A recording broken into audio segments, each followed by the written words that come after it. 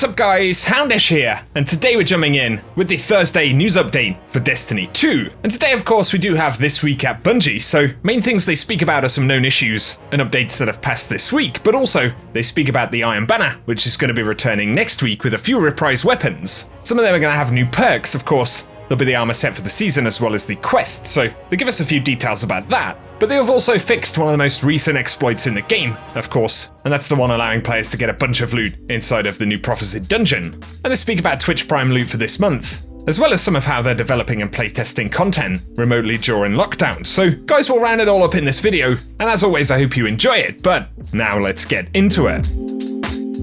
First up today, we should point out that Bungie have said, due to an exploit, we've disabled the final checkpoint in the Prophecy Dungeon's final room that occurs after the boss has been defeated. And that means players who had a checkpoint in the final room will have the checkpoint removed. And so this is to fix the glitch where players were able to farm the chest over and over again by loading into a checkpoint in the final loot room, which was pretty crazy. And you can still run the dungeon, you can still go and get loot in that final room, but basically what they mean is it's no longer an actual checkpoint in itself. And DMG clarified again that it simply prevents players from being able to use the checkpoint in that particular room. No surprise that Bungie fixed that one. Of course, a pretty over-the-top loot exploit, but give us your thoughts in the comment section below.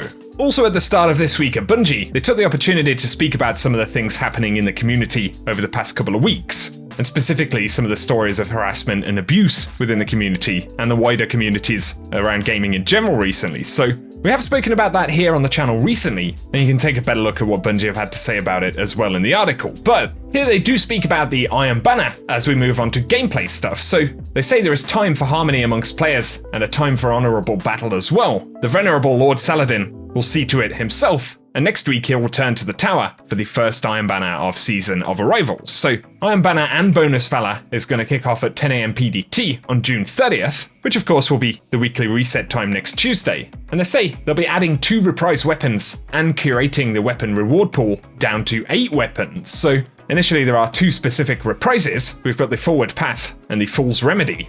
I believe those have a new shader for the season on them as well. But they say all of the weapons listed below are considered reissued and will have new Season of Arrival max infusion caps. And I believe that means it will have the same infusion cap as other loot from this season, which currently is Season 14, but that weapon list will include the Shining Sphere, Swarm of the Raven, Talons of the Eagle, Bite of the Fox, All-Wings Maul, and Crimmel's Dagger. So potentially a final opportunity this season to pick up good rolls of those weapons. But specifically for the Forward Path and the Fool's Remedy, Bungie said that they've been updated to have 2 additional perks specific to the Iron Banner weapons. So firstly there will be Iron Grip, and this improves weapon stability at the cost of reload speed. But then also Iron Gaze, and this improves weapon target acquisition at the cost of stability. And so there could be potentially interesting bonuses from what we've seen in the database. Some of the stat bonuses themselves are actually pretty high.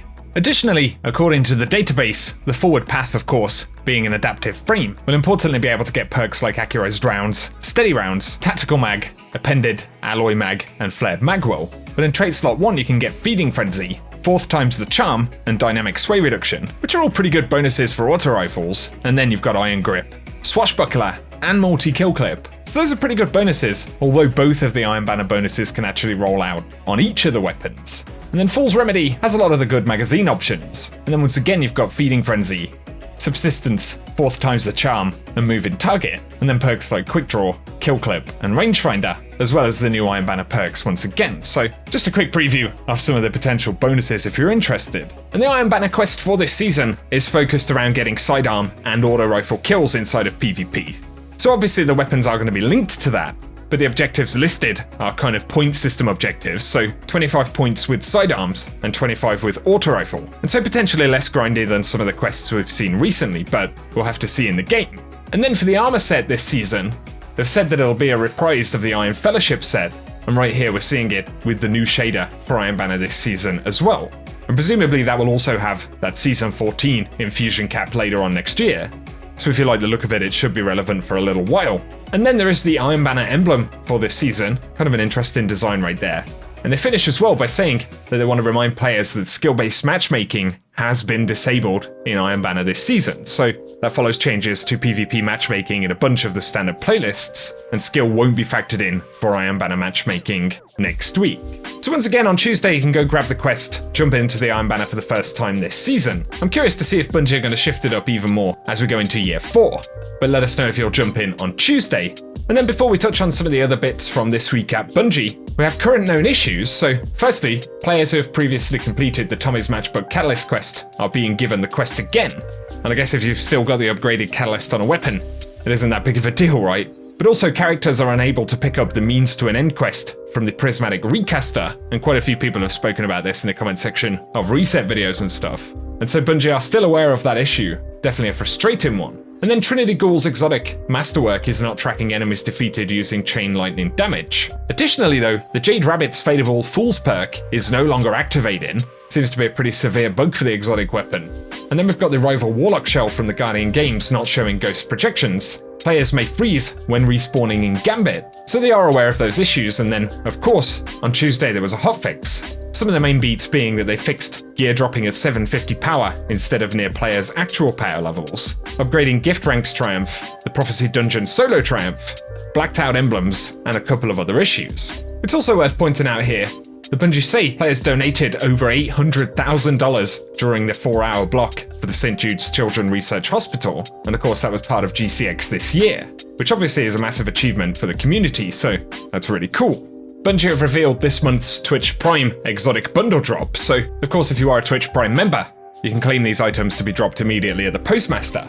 But this month we have the Cerebral Explosion emote, and then they're featuring the Burnout Sparrow, as well as the Plasma Shell Ghost, and the Stellar Pavements ship, so if any of those items sound interesting, then you can go ahead and claim that. I probably should actually claim these as a Twitch Prime member, at least to try and get the random exotics that I didn't pick up from Eververse or things like that. I guess it's kind of useful if you're a collector. But DMG said, for players who are getting an issue where it says contact the merchant for license upon pre-ordering, I believe, some of the upcoming content, it does confirm that the issue has been identified, and it is something that will be fixed, but if players have any concerns, they can reach out to Bungie customer services for the store.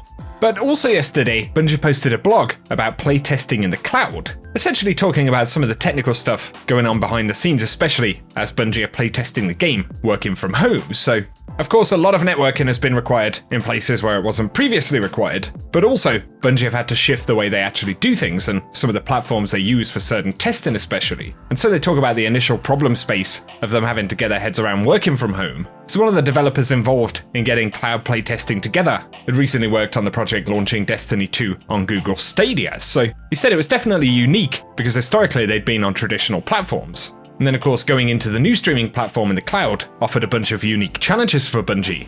But this functionality also turns out to be pretty useful for playtesting new content. And of course, the main reason for this is that Bungie don't have to have a build of the game kind of shipped off to different places to run, either on test consoles or on PC or whatever. They can kind of remotely have a build of the game run on dedicated machines somewhere, and then actually stream that out using the networking that Google Stadia provides. So it's really interesting, and a lot of the content that's coming up in the future, as well as content we've got in the game right now, has been achievable, or at least testable and kind of scalable because of that functionality of having Google Stadia there. So whether or not you've ever used Google Stadia, if you're a Destiny player and you don't want a massive content drought at the moment, then Google Stadia is definitely something we should be pretty thankful for. And if you want any more insights into what the devs say, they do talk about quite a few things in the blog post, so I will link that one down below as well. But before we finish the video, we should mention that of course Bungie have launched the Be Heard collectible pin, just one of the things that Bungie are helping to contribute to the Black Lives Matter movement. And you can purchase the pin,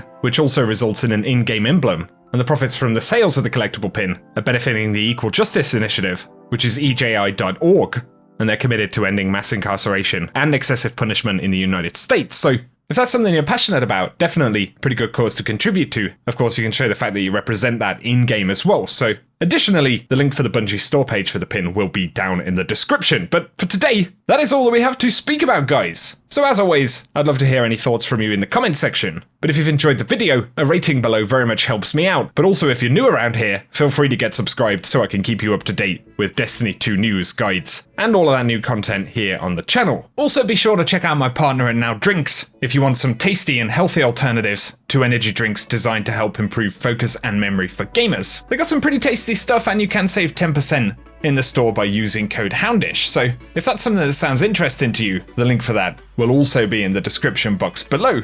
But otherwise, thank you for watching, guys, and I hope you have an awesome day.